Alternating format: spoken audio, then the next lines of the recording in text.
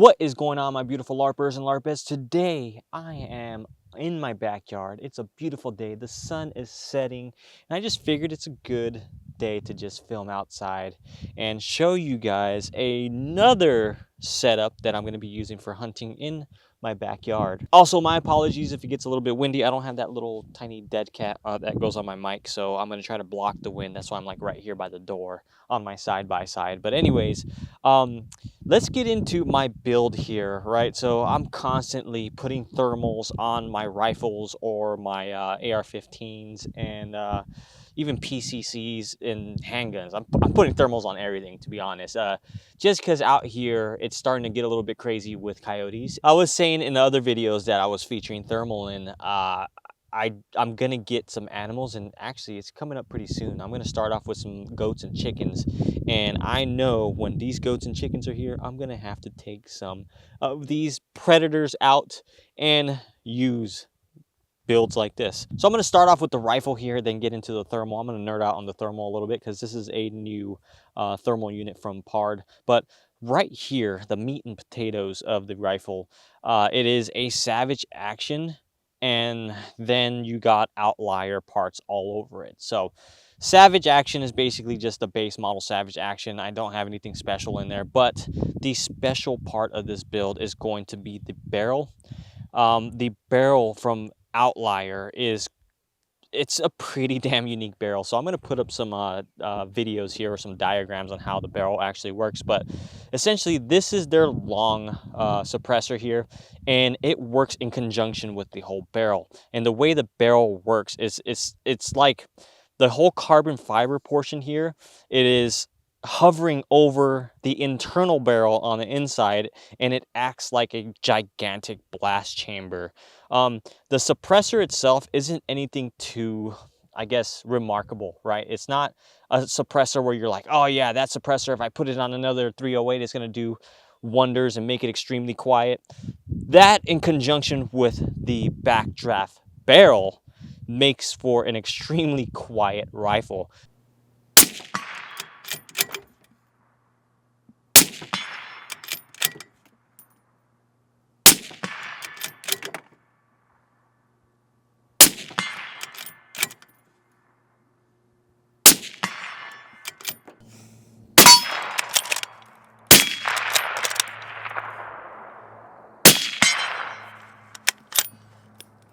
I was actually very, very impressed the way this was shooting suppressed, and I wasn't shooting anything too remarkably quiet. I was just shooting some Fiocchi. I'll get you the actual rounds that I was shooting on the screen there. It was doing extremely well, and I was very surprised. So that backdraft barrel, I think, is one of the more unique barrel systems that I've ever had on a bolt action or any gun, essentially. Moving on to the chassis, there's a lot going on. Starting at the front here, you have a night vision bridge, which you can put like a clip on night vision if you had like a traditional scope, right? But I'm using a thermal, so I won't need a night vision bridge there. Right at the bottom, you have a beautiful Arca rail. Then moving back, you got the actual chassis body itself. I don't have the magazine with me. I came out here and I was like, hey, let me just shoot some rounds, and I realized I forgot the magazine. So I'm just gonna film it without the magazine for now. But this is chambered in 308. Then you got the Amend to curved grip here. I can tell already that this mag release and the grip is like a 3D printed, like solid material. And then another 3D printed part is the cheek riser back here. You can adjust it extremely easy. There's 3 little knobs, so 1, 2 on the left side and 1 on the right. You can adjust it down, angle it, pivot it however you want to, and that attaches to this cool looking fluted buffer tube back here. And you can take those knobs off and adjust that cheek riser forward and back and up and down. So a lot of adjustability with the cheek riser there. And then on the back here, you got a limb saver rubber butt pad here, which I didn't really feel. I don't feel a whole lot with 308 as it is, but it was really comfortable back here. Then down here, you got the wedge bag rider here. You can have it at this angle here, so when you have a bag behind you, you can slide it down or up, or you can flip that around where that rounded side is, and you could just want a flat surface to put a bag behind you to get a better more stability out of this chassis, right? But essentially, that is an Outlier build off of a Savage action.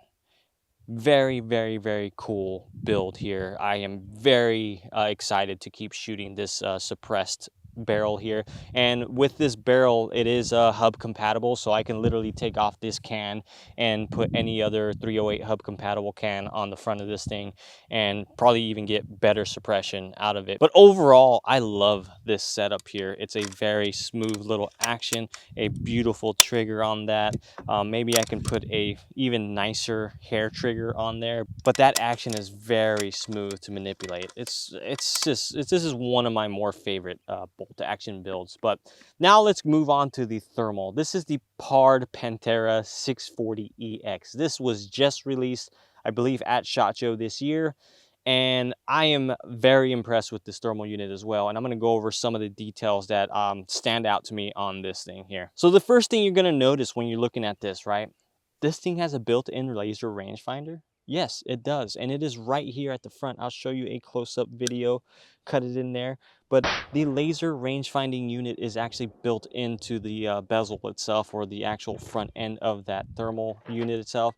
You can see that it's a chunky boy out front, but it is not too chunky where it's kind of like, whoa, that's an awkward looking scope. But it actually looks like a normal looking scope. Like, looking at this, you would never probably think it's a thermal unit, because usually with a thermal scope, you see the laser rangefinder up top, you see a couple other things hanging off the side, but it just looks out of touch. It doesn't look like a sleek scope. And when you put this one on here, you can put it in the bags that you already have. You don't have to worry about the laser rangefinder snagging. You don't have to worry about the breaking off if you're running around in the woods or something like that. It's just a more sleek design to have, and I'm glad that Pard went ahead and went with this sleek design. I think the more and more that the technology advances, the more and more we're going to see stuff like this. And Pard has built this with the hunter in mind. So if you are into hunting, this is going to be the thermal for you. You got your knobs here. This is your menu knob here, and it also works as a zoom knob, so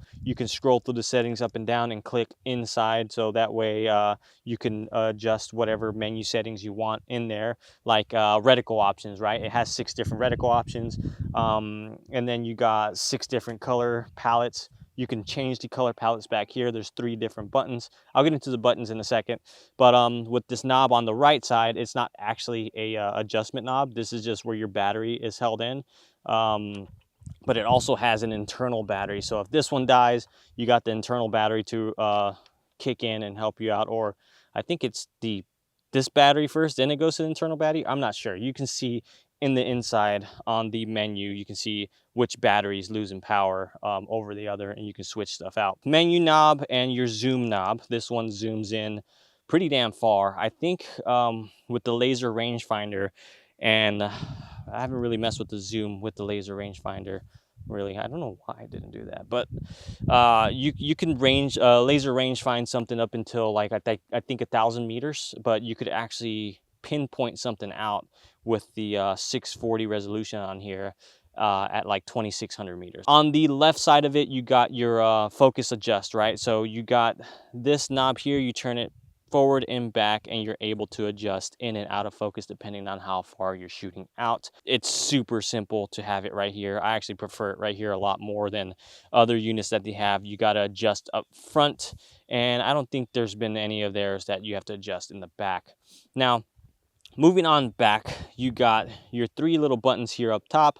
You got one to change your color palettes. The other, you can activate your camera, deactivate it. And the back rear one here, you can also use the laser rangefinder, also use for Wi-Fi capabilities and stuff. Then you have your button on the left side where you can turn it on. Also over here, you got this little rubber door that hides your a memory card. Then you can recharge the actual unit itself, the internal unit and the battery that's here. Also, this is a 2650 by 2650 screen. It is actually a full circle Not a lot of thermal units have full complete circles for it's usually like a square. You'll get a little square in a circle, and it just feels awkward when you're looking through the viewfinder here, or the glass here, and you just see a square inside of a circle. Some of you guys that have used cheaper thermal units or even night vision units, it's just a square box like that in front of you. And one of my more favorite features on Pard optics is that fact that once you take a shot, it'll start recording, right? So if it senses that vibration, it's going to start recording, so that way you'll see, and if you forget to turn on and hit record, you'll see your shot impact. Really, really, really cool stuff from Pard. But overall, I love the sleek design. When I saw them come out with this, I had to have it because I have their other models, and you do have the laser rangefinder up top. I'm not too much of an avid hunter where it gets in the way, but I can see how it would get in the way of people that are probably putting it in packs or walking around and trekking in the woods or in the mountains and stuff like that. It'll probably just be an annoying lens up top. And on top of that, it's exposed where the dirt, dust, debris, whatever can break it, and you have it all contained inside this lens now, and you can cover that up with the lens cap. Overall, what do you think about the build here? Do you think that it's a pretty cool build to use to hunt in my backyard? Is it a little bit overkill? I think I'm looking at my range down there at about 400 yards. I could definitely pick off something easy with this thing at 400 yards. Or do you think I should just stick to my 300 blackout, or maybe a 5.56 or something like that? Let me know in the comments down below. I really appreciate you guys. The sun's going down, so I don't want to lose light, but I love you all. Appreciate you all. Catch you in the next one.